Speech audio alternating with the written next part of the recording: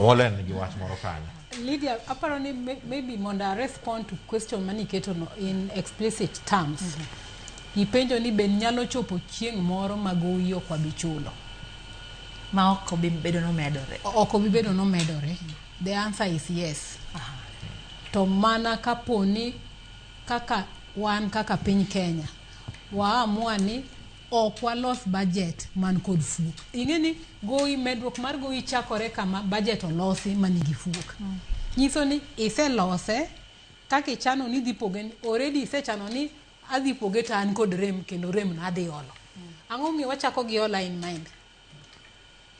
Ang'o mamono wachako ni wawach ni wan kod ageta ni wadhi choko pesa makama to pesa ne mwadhi tiyogo. Gima wageto yudo cha ema wapogo maka poni na ichope cut off na wacho ni and Brian no kete mamit ni performance based budgeting kata zero based. Sector mar education ne wamiyo pesa ni ugero sikunde mondo tim godo expansion mar JSS gi ang'o. School makama nyocho mi milion 10.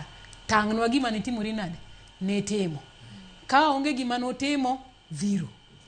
Joma notimo gimoro Lydia gini nyogero school majaber jopiny neno, and in fact mano kama koro jopiny bro konyowa bro bedo gi duol makoro iluongo ni citizen audit.